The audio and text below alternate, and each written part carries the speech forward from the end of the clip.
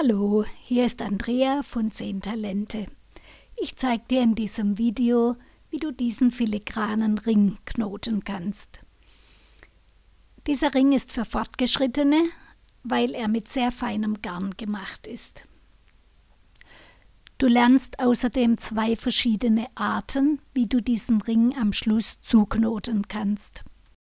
Dieser Ring wird aus einem Band gemacht und aus diesem Band kannst du natürlich auch ein Armbändchen machen.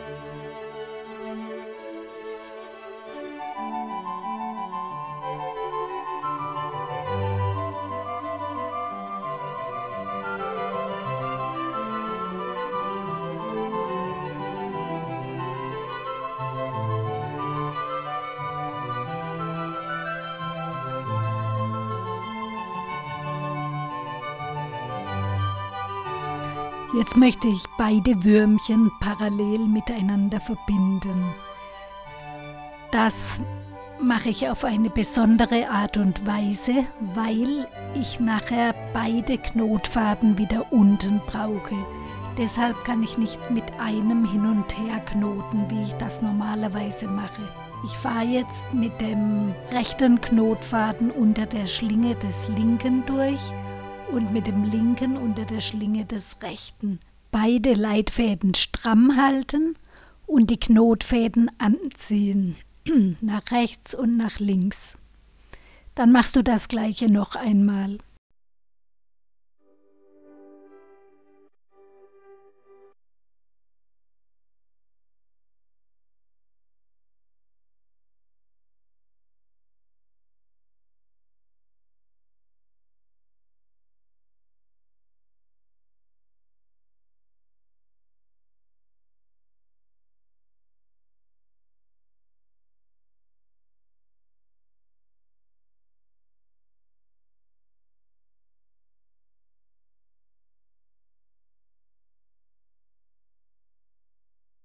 Jetzt trennst du deine beiden Leitfäden wieder und knotest den einen um den anderen mit einem doppelten Halbschlag herum.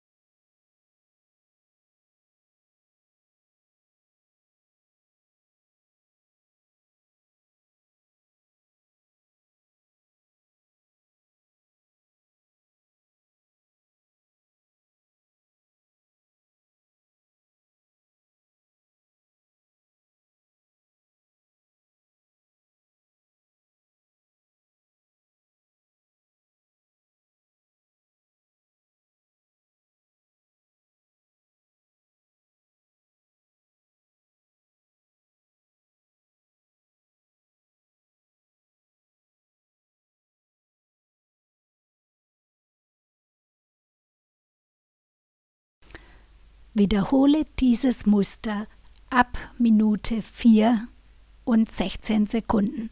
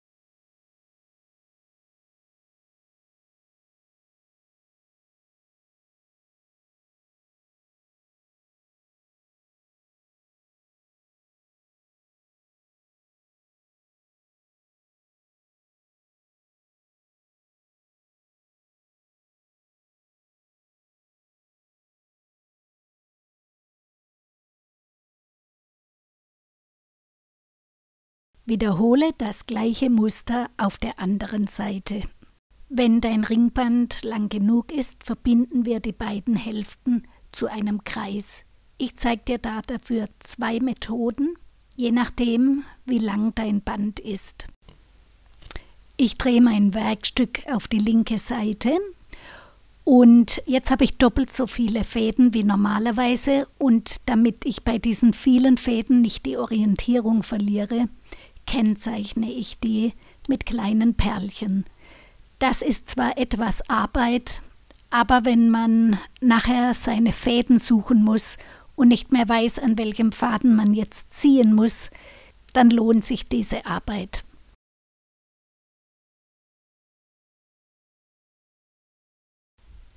Ich kennzeichne die Fäden paarweise, und zwar immer der oben und der unten an der gleichen Stelle liegt, wird auch mit der gleichen Farbe gekennzeichnet.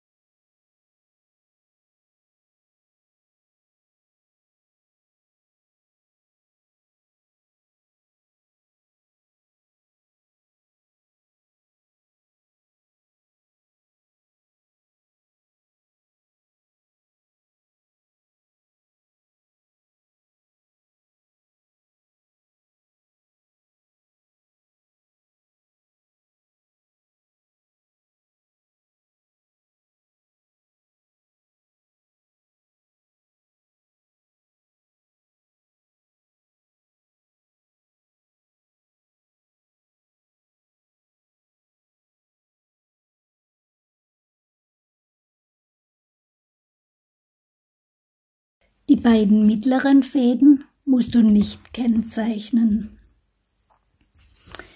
Jetzt drehst du dein Ringchen herum und steckst es von der Rückseite gut fest.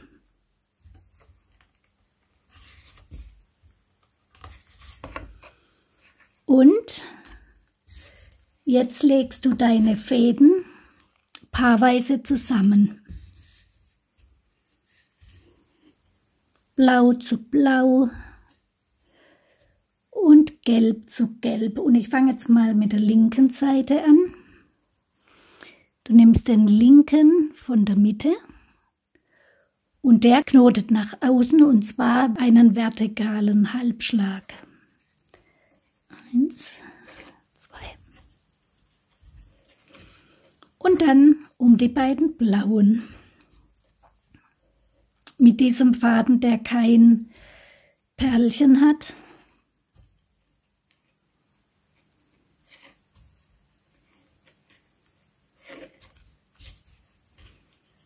So, und jetzt gehen wir nochmal zurück.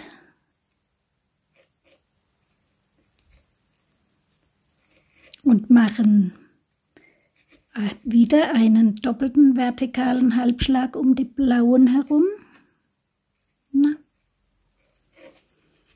Und einen um die gelben.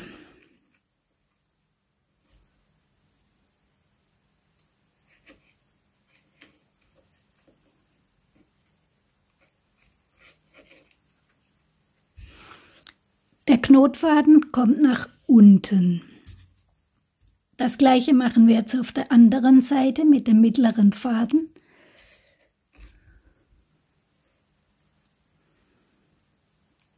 Grün,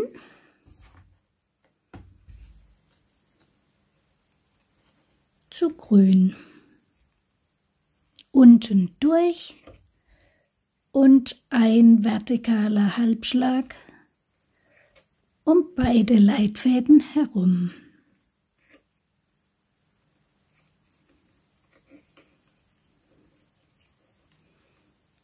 Und Orange zu Orange.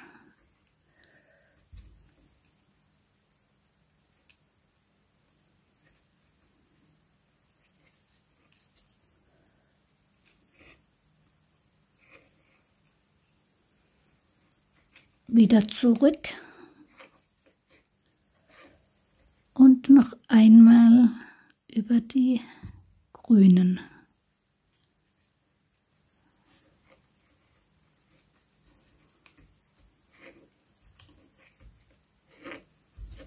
Unten drunter legen.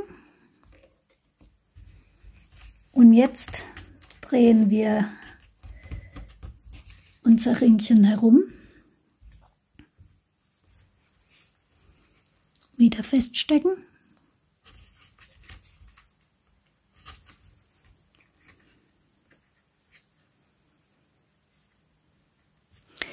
Die letzte Reihe hier ist ja schräg.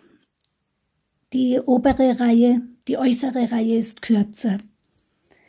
Deswegen, wenn wir jetzt nach außen knüpfen, knüpfen wir nicht mehr zurück wie vorhin, sondern wir bleiben hier außen. Und weil wir vorhin zurückgeknüpft haben, haben wir bei den äußeren Reihen mehr Knoten. Orange, orange.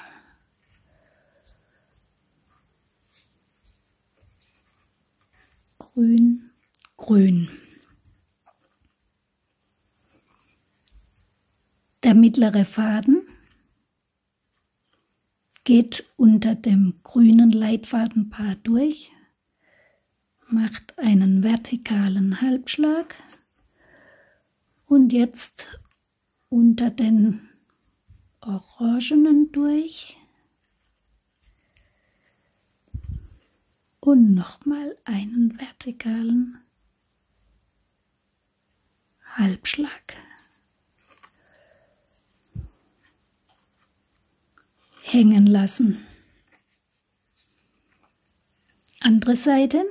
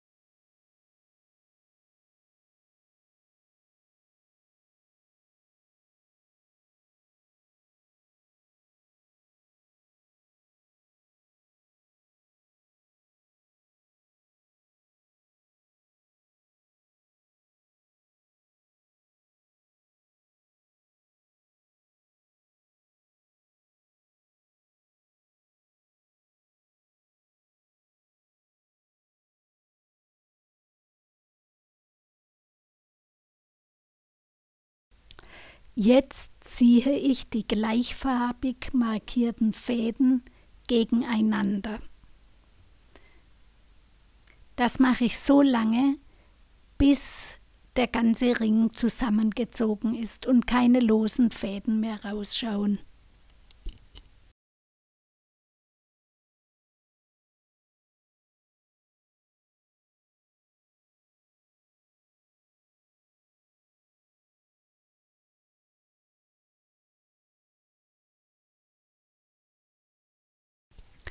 So lange an den Fäden ziehen, bis das Muster ganz zusammengerutscht ist und man keine losen, nicht umknoteten Fäden mehr sieht.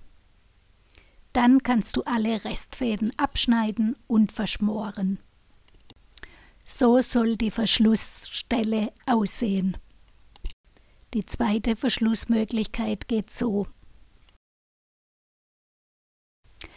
Werkstück auf die Rückseite drehen und dann die doppelten Leitfäden kennzeichnen.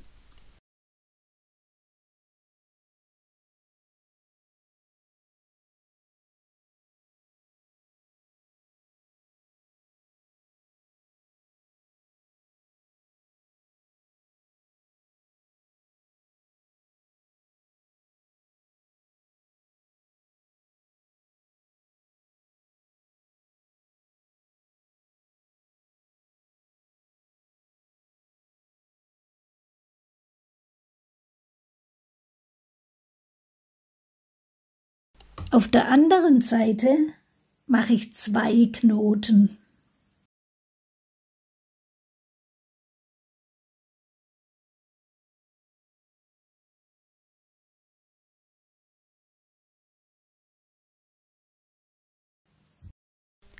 Jetzt lege ich das Fadenpaar mit dem einen Knoten, das von oben kommt, mit dem einen Knoten von unten zusammen. Zuletzt habe ich nach außen geknotet, jetzt gehe ich mit dem Knotfaden von vorhin unten durch und knote jetzt einen doppelten Halbschlag über alle 4 Leitfäden.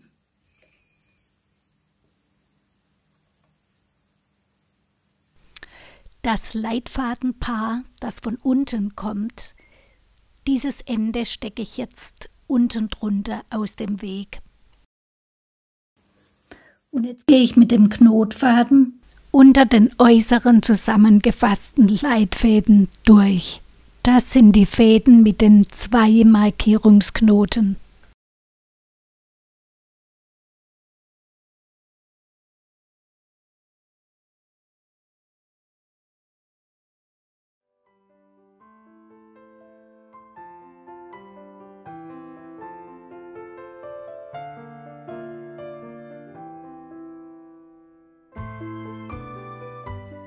So, und jetzt gehe ich zurück. Übrigens haben die Knoten auch den Vorteil, dass dann deine Leitfäden nicht herausrutschen können.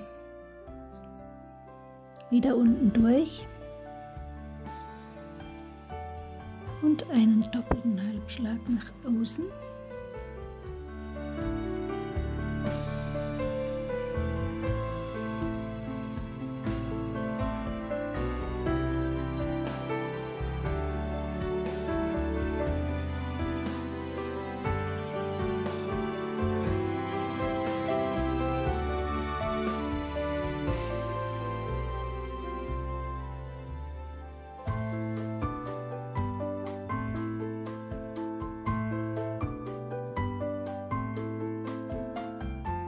Du musst jetzt so viele Knoten machen, wie dir noch fehlt, dass dein Ring dir passt. Aber auch nicht mehr wie 1 Zentimeter, sonst hast du nachher Mühe, die Leitfäden zuzuziehen.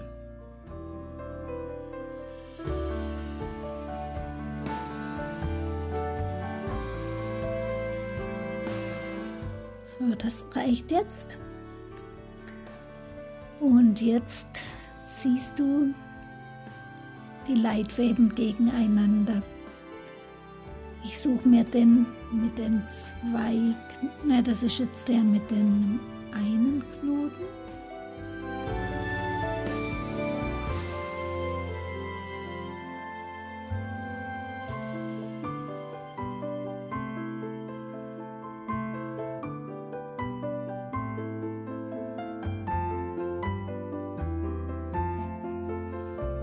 Jetzt kommt der mit den 2 Knoten.